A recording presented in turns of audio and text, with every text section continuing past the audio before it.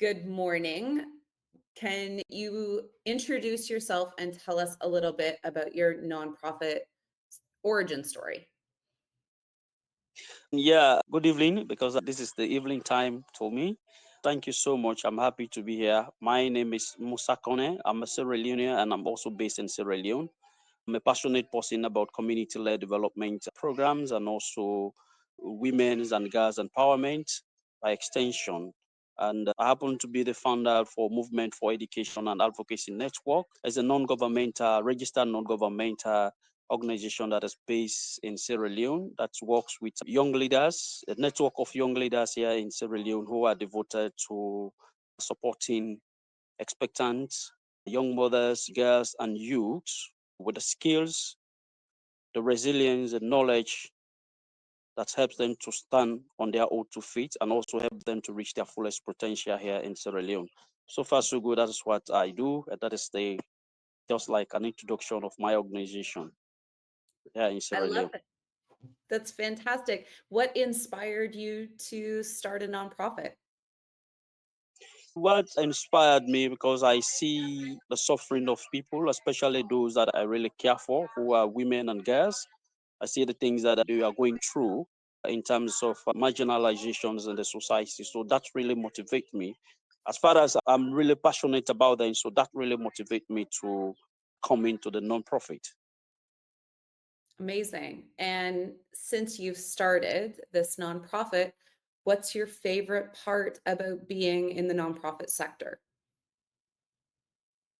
My favorite part has been trying to provide maybe job opportunity for the young mothers and also trying to reintegrate them back into the societies that have denied them for a long time and people that have been seen then as bad examples in society. Changing that negative has been one of the greatest things that I really enjoy in this field. That's amazing. And how many young mothers is your nonprofit serving in any given year? It depends on the resources that we have at a particular time. Of course, if it comes to the number of girls that needs the types of services that we are rendering, it's mind blowing. But it also comes down to the available resources that we have at a particular time. It determines the number of girls that we work with. So most of the time we work with 25 girls, sometimes 19 girls. It depends on the types of funding that we got. That's totally fair. And maybe this leads in nicely to my next question, because I always like to ask leaders, particularly founders like yourself, what are some of the biggest challenges in running a nonprofit? To me, I think the universal one is the funding because that is universal to any other nonprofit as far as I'm concerned. And now, if I want to tie it down to me, has been like the technological know-how and how to really see how we can amplify the types of work that we are doing.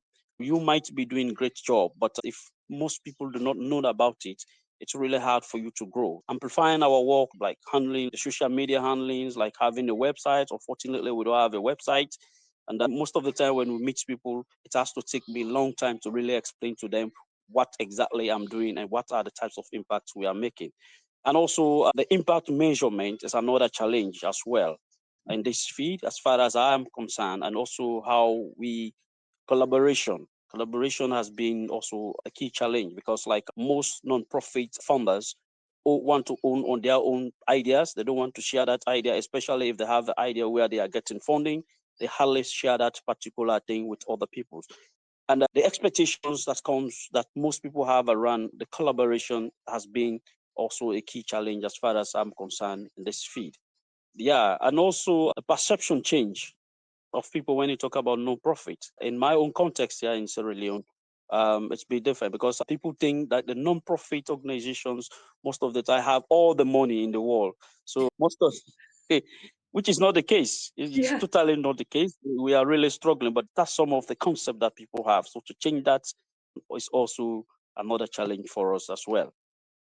Culturally in Sierra Leone, here in Canada, nonprofits are often covering a lot of services that governments used to cover. Is that similar in Sierra Leone? Yeah, yes, exactly. We complement the efforts of government. There are areas that they don't reach. We also help to reach to those areas. So we complement the effort of government in Sierra Leone. So we work side by side as well, especially like in passing down informations and also rendering services because they cannot able to do everything. So we complement their effort as well. Yeah. Okay. Yeah, because I do even find here in Canada, there are many who misunderstand what nonprofits are doing, right? Even the general population here in the United States, it seems to be common all over the world that people don't really understand what nonprofits are doing, or they think that they're completely funded by government. And so you're so right. I think we really need to change how people are looking at nonprofits. Yes, I agree with you. Yeah. One of the questions I always love to ask during these interviews is, how are you finding peer support and how are you getting the support you need to grow as a leader?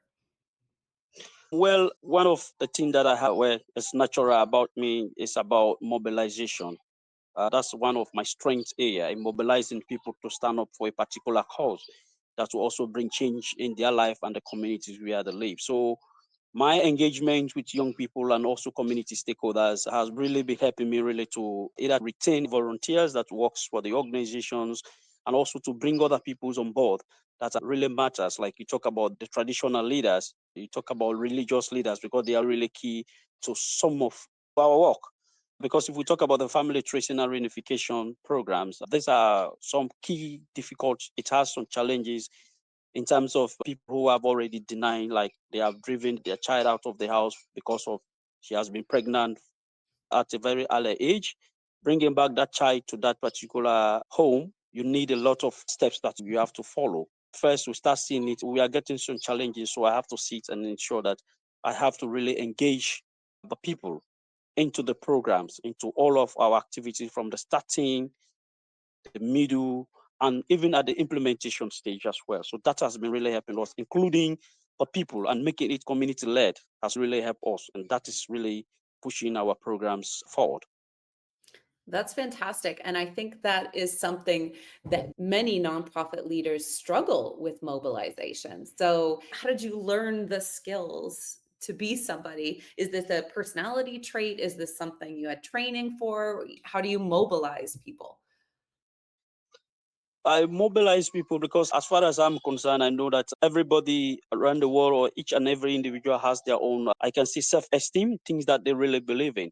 So, like, I sit and really observe people and what they really love or they want to see themselves doing and how they want to be seen in that particular community. So, that is how I create the things around them and encourage them to come in. For instance, let me just take an example. There's a youth leader in one of the communities where I'm working, and he's really contributing greatly to the community gas network. He loves people to really recognize him. Like whenever people gather, he always want to be heard speaking. So like I creating that particular ways and means for him to be always seen speaking to people. So that really motivates him to come because he is not getting paid, but because of that, I think he has really achieved what he had wanted to get in that particular community because he had wanted to be recognized that he is doing certain things that people do not know. So these are some of the ways I do to really mobilize people. And I do a lot of engagement, one-on-one engagement, community outreach programs to tell them about the work that I'm doing, what will be the important if they give their support, how we can make it, how that particular programs can be sustainable because I'm not going to be there.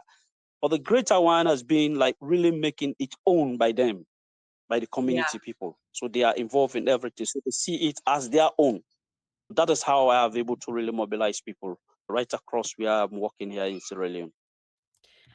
I think you touched on something really important there. And I think it is that many community engagement members do want ownership, right? They want to feel that what they're doing has deep meaning. And so I love how, as a leader, you're giving them that opportunity because definitely, I think too many founders, too many leaders hold really tight to control. And it's actually when we start being community led that we see growth and engagement.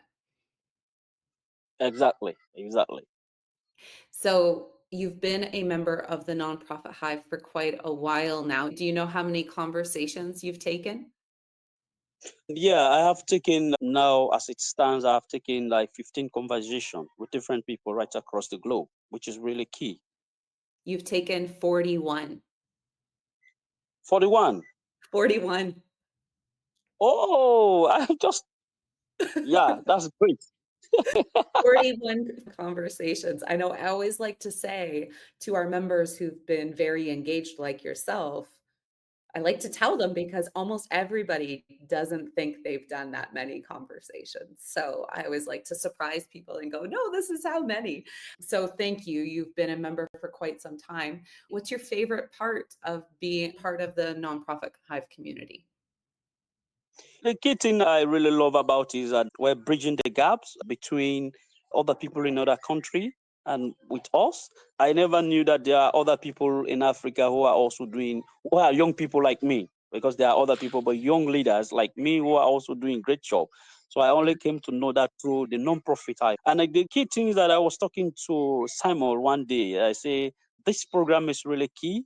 They have really teach us some things like how to bring ourselves together and also ensure we do collaboration strongly and also see how we can exchange ideas. The exchange of those ideas is really key to me. And now we have the impact of Africa, which is really key, which is on now bringing most of those who have been part of the IFA programs to really start meeting together and also see how we can team up together for certain developmental programs. So that is really key. The unity, that bridge, it has really bridged a lot of things, that people have been owning in terms of like sharing of idea. Experience sharing is very key as far as I'm concerned for the non-profit Hive. So I'm really grateful to have been part of it. And we have not got like a particular project out of it, but we have got a lot of link, which is also key as well. Yeah. Because there are people we meet on the Hive, we don't have the same synergy. There's no synergy, but they have connections to the cause that you are doing. So I have met somebody who is now trying to see how she can link me. She have already linked me to one lady in the US, and we are on the front and back to see exactly how they can support our work. So that is really key. That's wonderful. I love to hear that. And I do think too often in nonprofit, and this seems to be that way in every country, anybody I've talked to anywhere in the world, this work can feel very lonely, right? Especially if you're in a smaller nonprofit, the work is often lonely, right? And it's hard work. So I think it's really important that we stay connected globally to each other so that we can realize no, this work is challenging wherever you are. And it can be so empowering to hear that is the case, right? Regardless of where you are. And I'm glad to hear about those opportunities. That's amazing. Final thing, always like to finish up these. Remind us again, name of your nonprofit and the services you offer, because I'm going to make sure to put those in the link notes afterwards and make sure to share about your nonprofit to everybody. The name of my nonprofit is Movement for Education and Advocacy Network, Sierra Leone or Salon. We provide educational support to young mothers and expectants and also women in general in the area of childcare support. We do family tracing and reunification programs, and also we do livelihood program with them as well. And now we are embarking on rural and community educational programs because we have really found out that most of the girls are coming from the rural areas to come to the urban settings to look out for opportunities, especially in the area of skills training. So we do skills trainings both in the apprenticeship sectors and also on formal vocational programs as well, where we send the girls to go and learn. And it's also that they have a decent job that can able to feel part of life and able to take care of themselves and the girls and their children and the kids that they have because the girls that we are working with, they don't have any men that have ever answered for the pregnancy, so they have to struggle all by themselves. So that has Yeah, been a very big hassle, and that is the reason why we are not just advocating for an empowerment, but also engineer it through education, skills training, and job opportunities here in Sierra Leone. So that is what we do. I love it. Thank you so much for doing this interview with me. And thank you for your continued belief that community for nonprofit professionals is important. We're so lucky to have you as a member of our community. Thank you so much. I do appreciate your effort, and I'm really happy that I have crossed paths with you and the type of things that you have exposed me and my organization to. I think the people that we are working with and the people that we care for really appreciate your effort, because I have told them a lot about the non-profit Hive and the things that we have been doing, the people that I've met, and that we are hopeful that one day we'll get a very big support from the non-profit Hive, which is really key. And we are looking forward, maybe one day you visit Sierra Leone to see your great job that you have done and your effort. I really appreciate you for that. Thank you so plenty. Thank you.